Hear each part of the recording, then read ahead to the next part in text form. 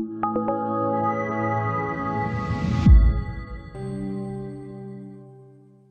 right, well, welcome back, everyone. I think we're ready to go now. We're going to take it home here with a very engaging conversation on cybersecurity and public key infrastructure for DER, addressing a global challenge in the Australian market.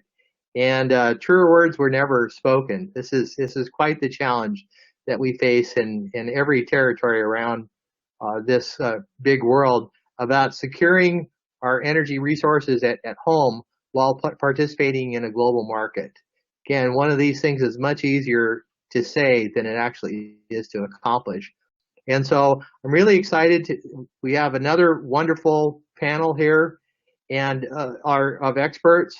We have Dave Bradshaw, Enterprise Security Architect at AEMO. Jay Johnson, Principal Member of Technical Staff at Sandia National Laboratories. And after I get through with the introduction here, I'm going to ask Jay to kick things off and do a little presentation for us. We have Dr. Max Pala, Director of PKI Architectures at CableLabs, and Dr. Helge Janicke, Research Director of Australia's Cybersecurity Collaboration Center. And so as we get into this conversation, we have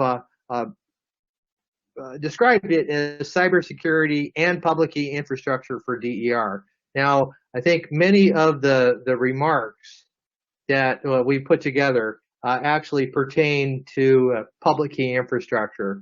And we sort of identified that as a key linchpin, if you will, for the IEEE 2030.5 standard. Now, we don't want to be prescriptive here, and we know that cybersecurity is more than what happens over the wire. So we want to keep it open here and take in the points of view of all the different priorities. And so after we get through with Jay's presentation, then Helge, I think we'll turn to you next and to sort of get your reactions. If you can make some statements about what you see are the priorities for your country, and then we'll kick off the conversation from there. All right. So with that as an introduction, what I'll do now is do a quick scene change, and so key up Jay's presentation here, and there you go. The baton's passed to you, Jay.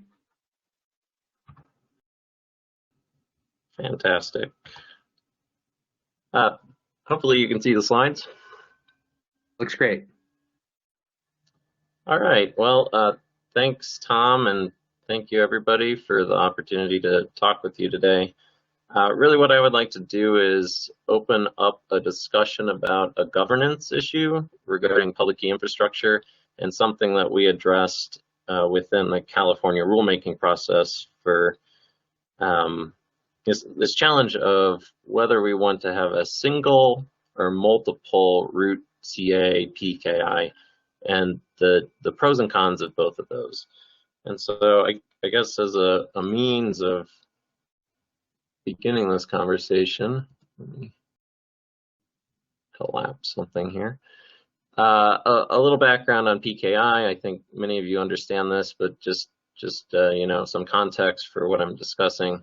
PKI is principally used for identity management in many-to-many trust environments, and so you want, when you go to your browser and go to your bank website, you want to have confidence that you're actually communicating with your bank, and cryptography alone does not provide that, and PKI provides the identity management to guarantee that you're communicating to who you want to be communicating to. And the way that that is done is you link a key that's tied to your identity through a relationship using a certificate that is signed by an authority.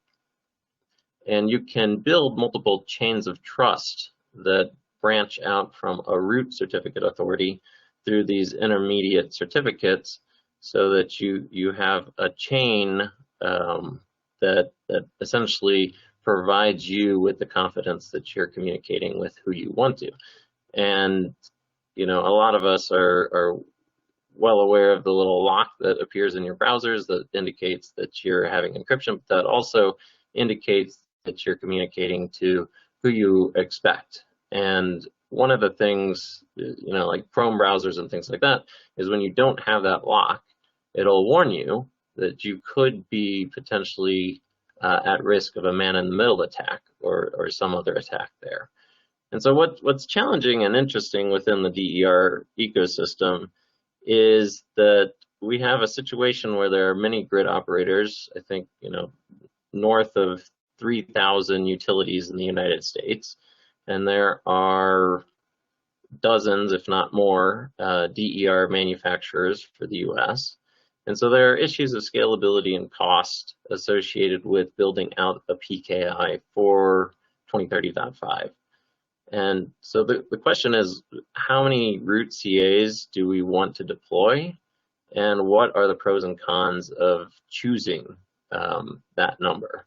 And one of the concerns associated with that is it's really difficult for global DER vendors to provision the appropriate keys at the time of manufacture unless they know specifically what jurisdiction they're going to and the associated PKI ecosystem that they'll be deployed in, right? So if some DER comes off the manufacturing line and it gets on a boat and gets shipped to Australia versus the US versus California versus some other location in Europe, if each of those have their own PKI ecosystems, you have to have the appropriate certificate to operate within that. And so there are difficulties associated with that. So for Australia, I think there are probably principally two simplified options here. One is, the first one is to create a single, well-secured offline, like kind of put it in a mountain somewhere that doesn't have any access and is physically secured with armed guards, sort of, security. Domestic root CA for the 2030.5 communications. The benefit of having a single CA is that it's relatively simple to operate. So any products that are destined for Australia, it's very cost effective and practical. All CAs are linked to that neutral root CA.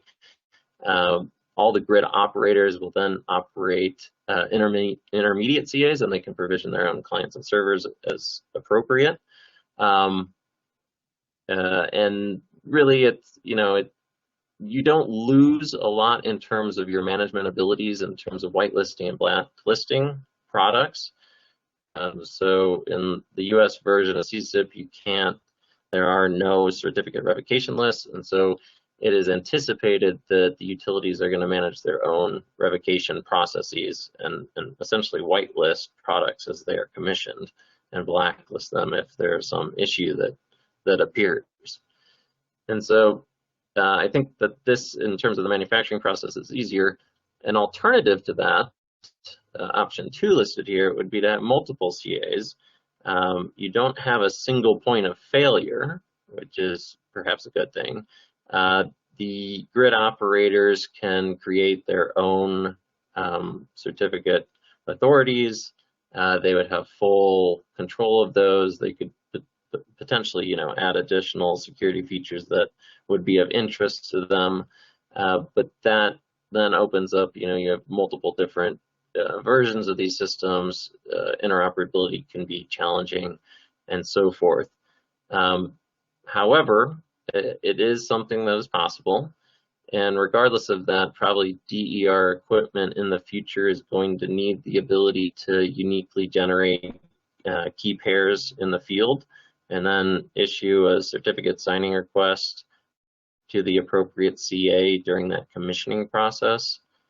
And then, it's essentially that removes that issue of where the product is going to be finally installed, because you can do that field install and that commissioning process there. And then option 3 is something else that isn't listed here.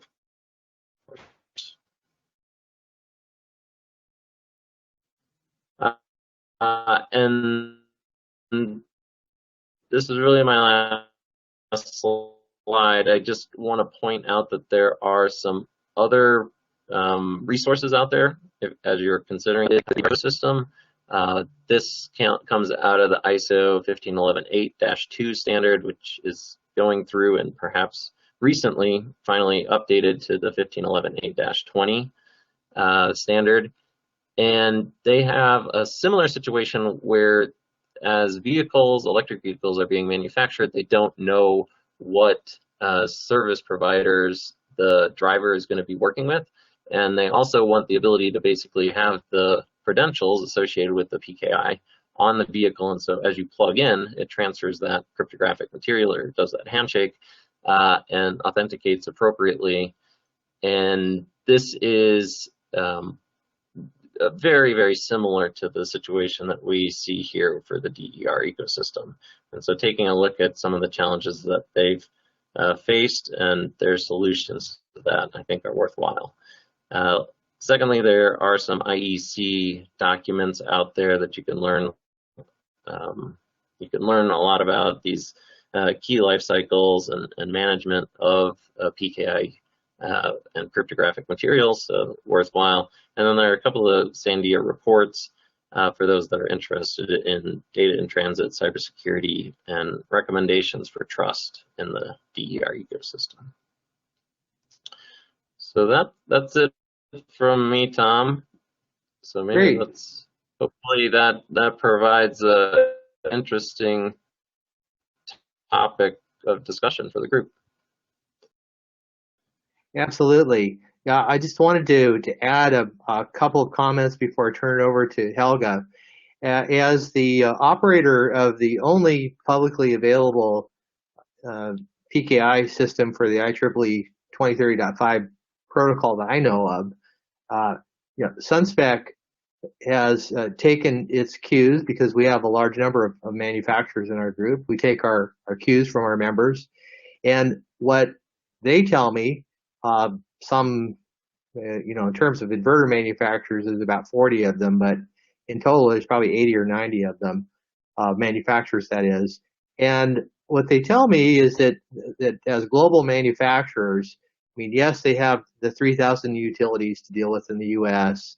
or operating regions. I don't know how many there are in Australia. I know it's more than one, but then you multiply that over every country in the world and take into account that this cryptographic material needs to be preserved like a nut, bolt, or a screw, has to be managed in such a way, and it plays havoc with today's supply chains. And so that's a really, I think, a key challenge that needs to be overcome, is how to figure out how to get the supply chain up to speed and to do this thing in a cost-effective way that doesn't cause inventories to go crazy. So that's what I'll add. But now, I said I wasn't going to introduce or not going to interrupt Helge, and I just did. So Helge, we'll go to you next and get your take. Cool. Thanks, Tom.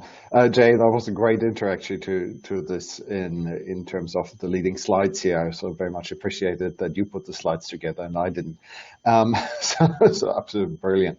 I just want to go back to some of the earlier comments first before commenting perhaps on some of the security things as I see them. So Matt recently said that, yeah, we're quite nascent with some of our working groups under the ISC, and so is the case with actually the cybersecurity working group. So I just received last week a letter from Lachlan trying to pull this group together. So this is very nascent in that form that we're really trying to get the right people in the right room. And I'm really looking forward to getting many of my Australian colleagues and hopefully perhaps some input from the US colleagues in here into this working group as well. And I have to say there is obviously great progress on the working group here, the cybersecurity working group already, the US part. So you're halfway through your work plan. I've seen it. I'm just at the point of putting it actually together with a group. So well done. And I think there are some really important areas that are being addressed. And this one here, particularly about the PKI infrastructure, is obviously how we manage all our cryptographic keys around it.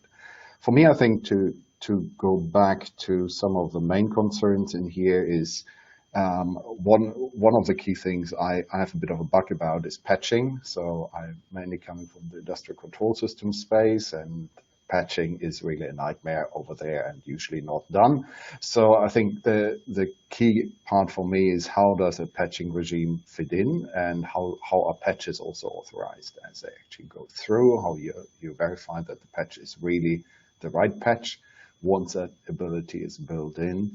And how does your whole ecosystem surrounding that, the PKI infrastructure and the crypto infrastructure actually support the patching efforts as well, with a minimum of downtimes, because some of you were talking about 5 times per second control instructions, and many firmware patches will not necessarily complete in 5 seconds interval. And I just would hate to see somebody, some actor, some bad actor, just trying to initiate 100,000 patch requests with a dodgy patch that takes 5 minutes to verify that we figure out it wasn't the right patch and just shut everything down in a maintenance cycle at the moment.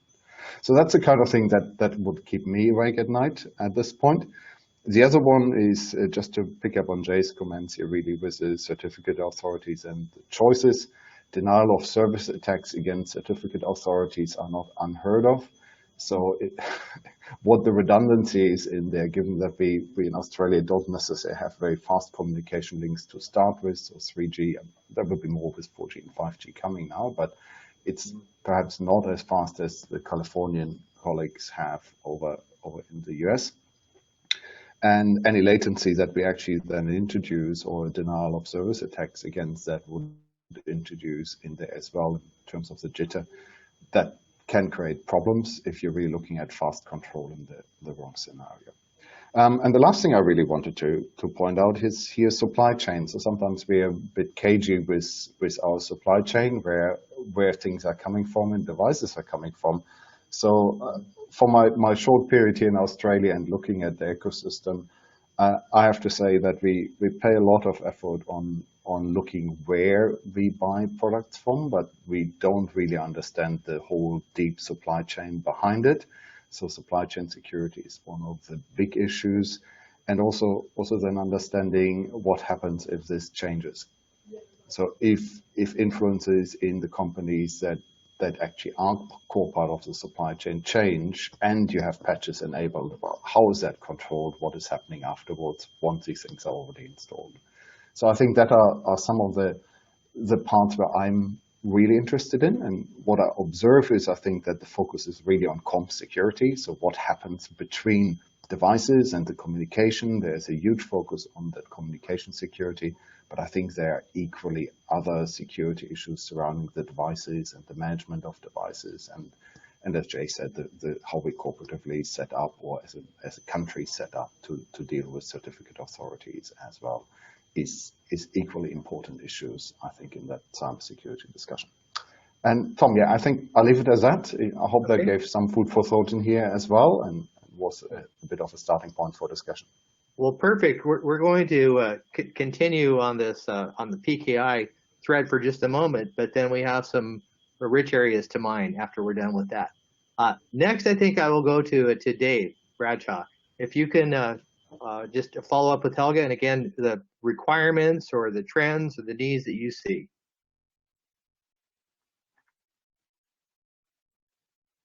Jay, or excuse me, Dave, I think you're muted.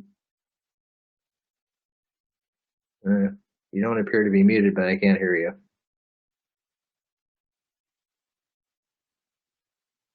All right. Still can't hear you. Maybe we'll give you just a moment to try to figure that out. And Max, I think we'll go to you next then. And so for that, I have queued up some slides of yours. Oh, thank you, Tom. So, hello, everybody. I'm Max Palawia, while Tom is working with the slides. Just a few slides to introduce some of the topics that I want to share with you. It's interesting for me. It's very interesting being in this webinar because I see so many connections between the broadband industry that I work in and this new DER system that is gaining momentum all around the world. besides helping Tom and SunSpec, with the setup of the PKI, I would like to, we are actually finding a lot of symmetries and possible collaboration with the power industry. For example, we just spin off a new company called GridMetrics. So if you go to gridmetrics.io, you can find how actually the broadband can collaborate with the power industry to see to add more reliability and actually leveraging all these new possibilities that we incur today. So just to give you an introduction, right? My role at CableLabs is director of PKI, so I try to look forward, not only looking at what we've done so far, but looking what are the challenges that we need to face forward. And we've dealt with so many different challenges that you all bring up today, and so it's very interesting for me. From the trends, so we have multiple vendors and multiple operators in our environment that they all need to interoperate. So if you buy your cable modem in Australia, it should work even in the US. And actually, this is what we try to achieve with our infrastructure at PKI. And today I would like to, just to give you an idea of the type of PKI that we manage. Our PKI for the cable modems, for example, this is called DOCSIS, is a DOCSIS PKI, and we issue, we normally have few hundreds million certificates that are valid at any given time, and few billion certificates that have been issued. So something of the scale that you might see in the power industry, right? And I have to tell you that we can scale really well, and the solution that we are deploying today are working really well, except for one thing that we need to address, some crypto agility. That is something that people need to start taking care of from the beginning, especially in this type of PKI that are device-based and with devices that have very long life, envision very long life for these devices. So for example, in our industry, the envision lifetime for a cable modem is 20 years. So we have to provide the security for that device for 20 years. Now, in the past, it's been a little easier. The cryptography was a little more stable. Now there's new challenges that have been introduced that might affect also DR infrastructure. So I wanted to share some considerations with you. So Tom, if you can, next slide. So in this context, there are two things that I want to share with you in particular. One, talking about these PKI models, right? Single root, multiple root, and there are some other options that you might even think about. And I have some considerations related to our experiences, especially dealing with multiple vendors in a distributed PKI. And the second topic that I would like to share with you is some considerations about the challenges that we need to address in the next 10 to 20 years, probably more close to 10 than 20, but we'll see in the next 5 minutes. Tom, next slide. So as you heard, Jay talking, there's many different options that you can use when you plan your PKI. You can have different separate PKIs, and your devices will have to have these root CA certificates embedded in their trust store to be able to interoperate with all these other the devices from different PKIs. Now, in our environment, this was evaluated, and we decided, you know what, we'd like to have a single PKI because exactly the consideration that you made. We have multiple vendors that need to have their certificates. We have multiple operators that need to be able to accept these devices on their network right away, right, without making too many configurations. So the obvious choice there was to have a single PKI. However, we didn't want to have just a complete centralized system at the beginning. So what we did, we managed centrally the root PKI, the root CA, but the intermediate CAs were distributed with all the vendors. So all the vendors got their own CAs. They were issuing certificates internally. However, this worked quite well for some times, but there were some security incidents. So it turns out that some vendors, especially the smaller vendors, had some difficulties in securing these CA keys. And the procedures that we were asking them to do were very cumbersome, and sometimes some mistakes were made. That caused some major security incidents in our industry that taught us that maybe this is not the right approach, and we scaled back and we re-centralize the sub-CAs. So now vendors can access the sub-CA and get their certificates, but we directly manage them. Besides these two different models, right, having your own root CA or having multiple root CAs, Tom, if you can, next slide, please. You can think about building an initial PKI, right, and then allowing other PKI to participate in your ecosystem. Sometimes in the web PKI, they do this by using the CAB form. So there's a policy authority that decides who gets into the store, and browsers have the possibility to have a large number of these certificates. So, you know, applications get updated mostly weekly. So they deal with different type of problems. In our system, updating these devices is a little more complicated. We have, you know, as you mentioned, there's the need for secure updates, etc. In our industry, we have all of that. We have secure boot, not yet trusted boot, but we're working on that. Together with that, we extensive use of the PKIs, and even in this environment, managing devices' credentials in the field has been a challenge.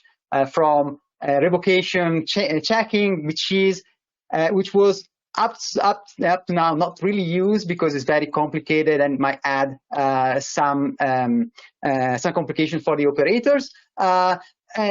But today we are actually changing this approach for the issues that I want to bring up in the next slide. So this concludes the fact that you have the flexibility in PKI. So don't think about either I use what the web PKI did or I do something wrong. There's many things that you can do, and especially when you want to expand the market.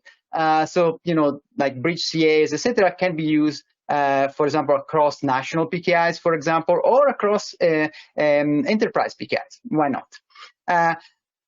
Okay, so the other type of problems that you might need to focus on, no problem, future-looking things that you need to care of, are about how we're handling possible issues with cryptography. In particular, there's a new computing paradigm, right, that has been really pursued by even big industries like IBM and Google. They both announced their roadmap for having a quantum computer. So this quantum computer actually is not magic, but allows you to use some quantum mechanics properties like superposition that allows you to have access to a large computational space that allow us to factor our keys. So algorithms like RSA or ECDSA would be completely broken, and we don't know when that is going to happen. So to address this uncertainty and be sure that we are ready as an industry, as I told you, we make large use of this certificate for protecting our customers, well, our members' customers' privacy, but also to limit the theft of service, right? And in your case, it would be to make sure that these devices are the real devices that you want to communicate with, especially if they start to have some feedback and some they can manage aspect of the grid. So to address this, we are working on some risk management tools. So these risk management tools, in particular, we're focusing on two main aspects. One is the possibility to revoke these algorithms. So when we know that this algorithm can be factored, someone else, even without accessing your root, can come up with the private key and can just issue certificates that looks exactly the same as yours. They can verify exactly as yours. So we need to address that. And the solution that we identified kind of requires something that IEEE 2050, the PKI, didn't really want to implement because of the difficulty, the revocation system. We are thinking that probably this is something that is needed in device CAs, at least at the root and CA levels. Probably the entity level might be something that can be working in the future, but it's very important to have a good revocation system that allows you to revoke the intermediate CAs and the root CAs if needed. And then the second aspect for us was about cost, right? I heard about cost and cost management for these devices. These new security features will inevitably come with some cost, right? The new options that you have come with some cost that we need to address. And for us, especially in this period of uncertainty, trying to address in the field rekeying.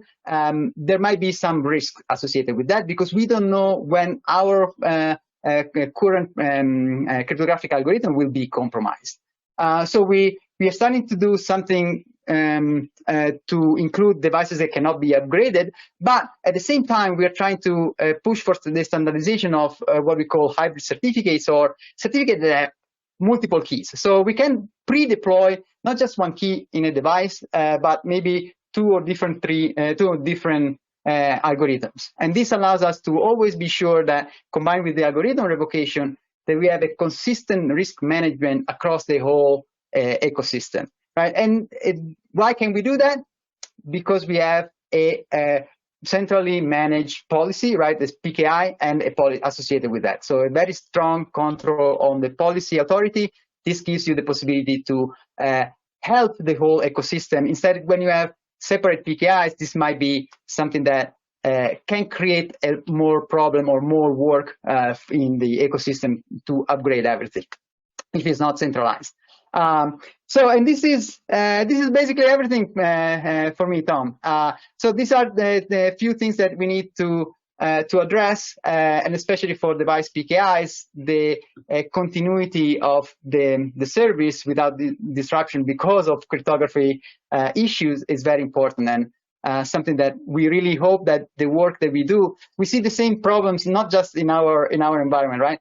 You are the DR environment when needs to use PKI for scalability reasons, right? This is the technology that scales, but we need to address it in a proper way because of these new issues that were not present 20 years ago. So 20 years ago, if you started 20 years ago like we did, this was not a problem, right? So it's just that now with the advancements and in computing, we really need to take care of that. And probably having these two tools is the minimum set that we can think of to make sure that we have good risk management for PKIs, IoTs, cable, so broadband industry, power grids, and in the future with the web PKI, that they still don't have this problem because they don't deal with long-lived devices as we do. So they are kicking it off a little bit more than we have to. So Tom, back to you. Thank you, Max. I appreciate that. And Robbie Simpson has actually popped a couple of questions into the chat box. And the first one is, if an algorithm under that system is revoked, how would a device be able to use a new algorithm? Is there an assumption that the firmware can be upgraded as well? Also, are there any recommended quantum resistant algorithms at this time? Right, so this is very good topic, very good questions. So addressing the first one, this is a very big problem in the sense that depending on what type of devices you're dealing with, you might have, for example, hardware implementation of your algorithms or software implementations, and you might have to deal with some hardening of the device itself, right? In our industry, for example, we already have, as I mentioned before, the full standardized secure software update. So every cable modem can be updated for these purposes. However, updating every single device bears costs, right? So we are trying to look for the next generation of our devices to already support there's several projects that we're working in using possibly microcontroller and these new microcontrollers that are coming on the market. They have secure execution environments that are very difficult to use, but maybe with standardization efforts, we might be able to have crypto updates that don't need to be the full firmware updates, and they can still be secure and able to handle the new type of credentials. Addressing the last part of the question is, for now, I started to collaborate with the Open Quantum Safe project. So we have some implementations that work with OpenSSL for some of these algorithms that are in the NIST selection. My favorite so far has been Falcom and Dilithium. These are the two interesting lattice-based ones that we are looking at.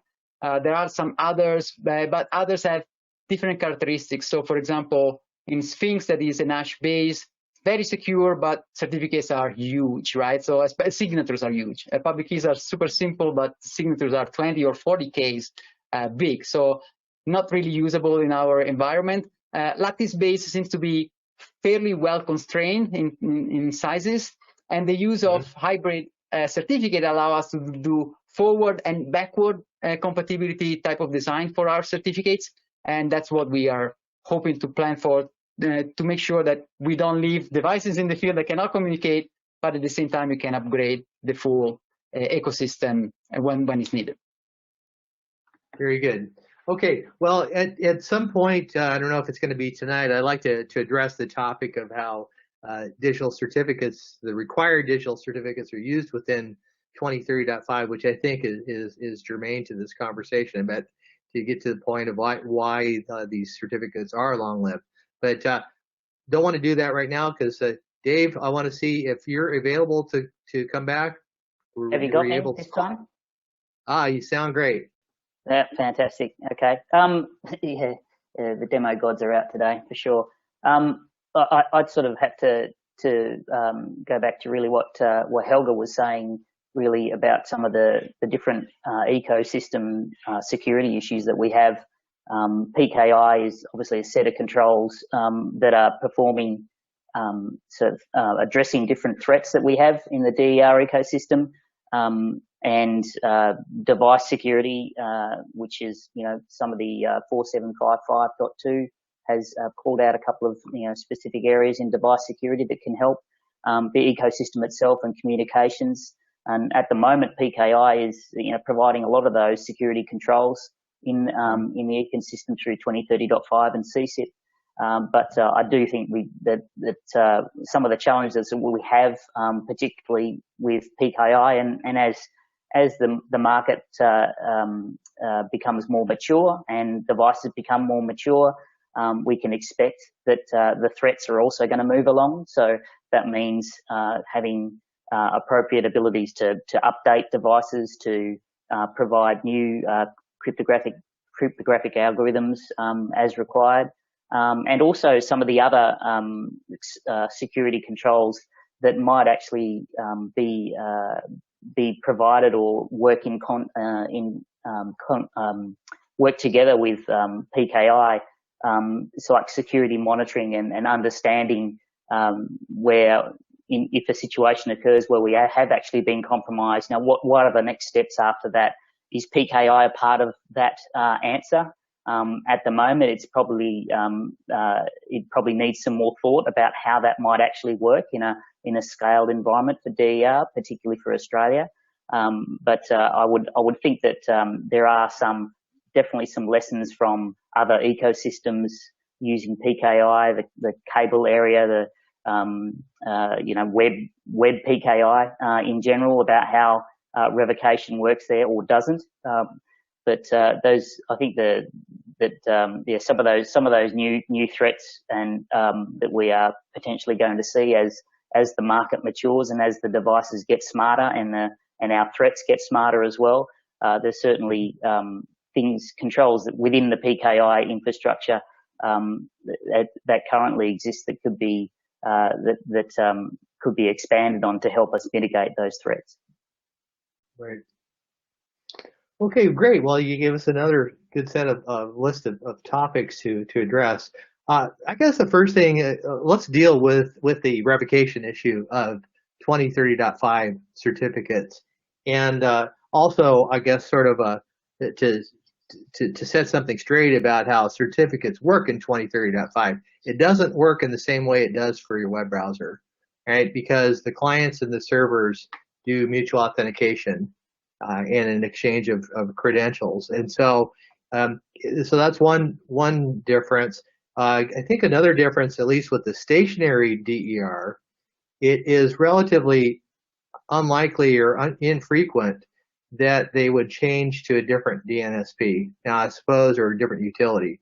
I suppose it's possible, right? You could have a merger, acquisition, a change, things of this nature, but usually house doesn't move, commercial building doesn't move, and neither does the utility. So usually when there's this pairing up, it goes for a long time, okay? And then with regard to why one would use a certificate revocation? Well, it's usually because you have a device that's relatively promiscuous, right? It gets around a little bit, right? And in this case, again, there is this pairing between the DNSP or the utility that sort of prevents that. And then the other piece is, at least that how the California utilities have managed this issue is through a whitelist. And a whitelist, you could say, has about the same management overhead as a certificate revocation list in terms of putting items or entities on that list or taking it off. For the person putting the thing on the list or taking it off, it takes a certain amount of energy. Probably the same thing as revoking. Now, the benefit of a certificate revocation list is it can be shared with others, right? So if you have a known bad actor, then that news can get propagated through the rest of the network, and anybody else that may interact with that device can say, oh, that's a bad device, don't want to deal with that. But again, it's not a problem that we have necessarily in DER.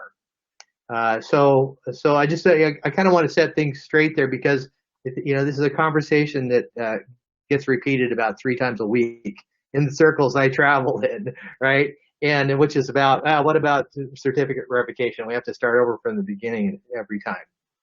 So with that, Jay, I want to go back to you and to address, so you and I, and principally you, have done some work at looking at these different ciphers. And so what can you tell us about the ciphers that are chosen within the 23.5 system, and where do we stand in their life cycle? So, well, anyway, I think Robbie mentioned this in the chat earlier, that the current Cipher suite is, at least right now, good until 2031 per some of the guidance from NIST. Honestly, I'm not probably the best person to answer that. Max would be a much better person to talk about the future of some of these Cipher suites and where we're headed in post-quantum world. But it will be very interesting. I think what Robbie was talking about in terms of how we actually update the products, and if, for instance, some of the hardware that DER devices are using going into the field, say in a couple of years, are not capable of managing these new ciphers or the new post-quantum algorithms, we're going to have a situation where essentially they're going to be sunset. They won't be used for the communications, I think. Or I guess I haven't given this a whole lot of thought. I'd be interested to hear what the rest of the panel thinks about that situation. Yeah, no, so Jay, that's exactly the same problem that we are trying to face right now. There's a lot of uncertainty right now. We hope that for the next 10 years, right, all our algorithms will be okay. The only thing that really changed a little bit the time frame that I was looking at is that both IBM and Google, they fully committed now to have a quantum computer with large enough by within the decade, and that really changed my perspective in how fast we really need to move, especially in our industry where we had the experience. We have devices that have been there for even more than 20 years, still working great. We really want to keep them working. So there's two things that definitely two things that we might need to address. The first one is, can we do anything to secure those devices even with these algorithms? Our current answer to that would be some kind of symmetric algorithms can be combined together with the asymmetric, so we can still leverage the identities and get all the benefits of validating those identities. And at the same time, there's a little bit more work that we need to do in our protocols to combine these two types of cryptography together. And this can be done early enough. Let's put it this way. We need to do this job and these changes in the protocol to make them quantum secure even before the threat is really happening. In our industry, we have a standardized update mechanism, so it might be easier, but this is something that is really on our mind. And looking at microcontrollers, secure execution environments, TPMs, and all these type of devices, or maybe just having our own little device with the credentials already on board that vendors can just buy the little device. And these are all options that we are looking to how we can deploy, how we can migrate a whole industry without keeping the costs at bay, right? So because cryptography comes with a cost, and for us, think about hundreds of millions of customers already that we need to address. And I would like to add another consideration related to the beginning of the conversation about the national PKI having the PKI on our soil. We had in our industry, actually, when I say DOCSIS PKI is actually a threefold. We have the DOCSIS PKI that is mostly deployed everywhere and used with everywhere, but at the beginning of our history, actually in Europe, they decided, no, we wanted to have our own root on our soil. So another PKI was set up, and it's called Euro PKI. Now, this was 20 years ago, and right now Eurodocs is, because of the complication for vendors to get certificate from one side to the other side, etc., added a lot of complexity, especially when it comes to all this PKI management and policy authorities, etc. The Euro PKI is practically dying by itself, in the sense that many vendors they just don't say, I don't want that certificate in my device. So this is other consideration that maybe even if at the beginning you start with a multiple root consideration because you have one in the soil, there might be some others coming to cost and efficiency of installing these certificates that might change your mind in the future. This is what happened to us, so I just want to share this with the community. Very good. Thank you for those comments, Max. Jay, are you back with us? Can you hear me? I hear you. Can you hear me? Absolutely. All right. Hey, I wanted to switch topics with you a little bit, and actually we're at the top of the hour, so maybe we're down to closing comments. Helge asked about patching, and so we've just concluded a round of creating documentation around patching requirements. So I wonder if you could just share that with the community. Right. So we within the DER cybersecurity work group have spent probably 9 months, something like that, meeting by fortnightly to discuss patching and what that means for the DER world. And we have created a white paper that is out for comment currently. It was co-authored by myself and Ingo Hacke from SMA, and we are currently working on finalizing a set of recommendations for vendors, utilities, owners, and aggregators. And so hopefully that'll be released publicly and everybody can take a look at it. I think it was a good community-based effort, and we covered a lot of ground in terms of what it meant for certifications to the hardware that would be needed for doing this, code signing, and so forth. So I do encourage everybody to take a look at that when we finish it up and publish it. Great, appreciate that, Jay. Hey, everybody, we're at the top of the hour, so I think we're down to effectively closing statements here. When we do this type of workshop next time, we should probably do something specially for cybersecurity, because there's clearly a lot to talk about here. So Helge, maybe we could start with you with some closing thoughts. Yeah, look, I think for me this was a really good workshop today. I really enjoyed the overview of the topic. Security, from what I could hear today, is really through all the 3 hours there was aspect that touched on cybersecurity. So it's really great that you say that there needs to be perhaps more focus on that and going through. I would love to see the patching white paper, Jay. So I think that is for me is something I would love to see. So happy to also perhaps provide some input into that if you're still looking for that.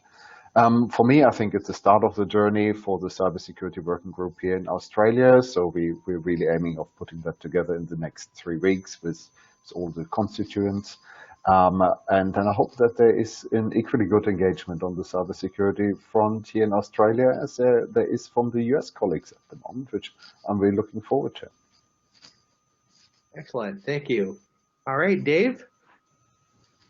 Look, I just echo Helge's comments there. It's the start of the journey for us.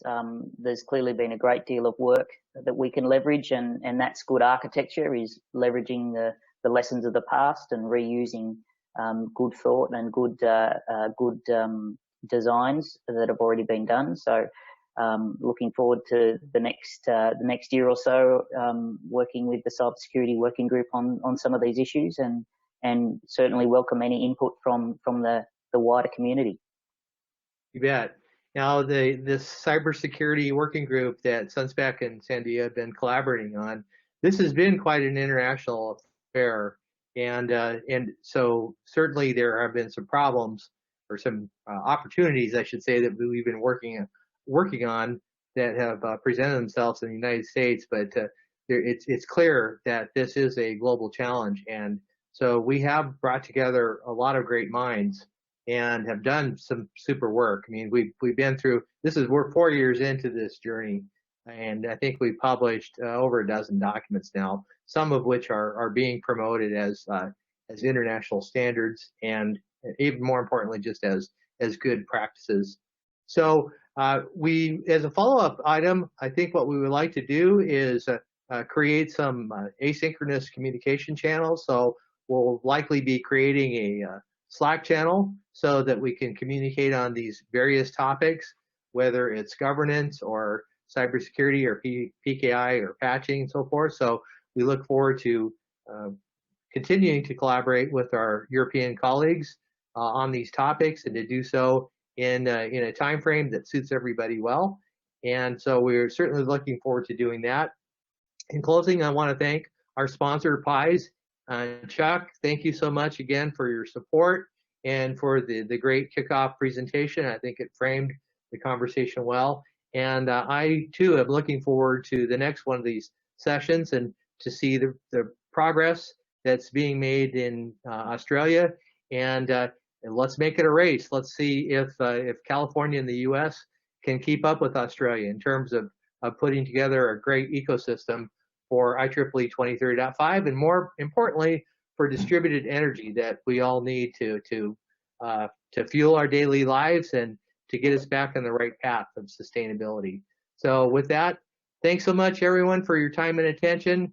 You guys are troopers, hanging in there for 3+ hours, and we really appreciate it. Okay, thank you, Tom. Thank you, Tom. We appreciate it. Thank you, everybody. Yep. Okay, so long for now. Thanks, everyone. Bye, everyone.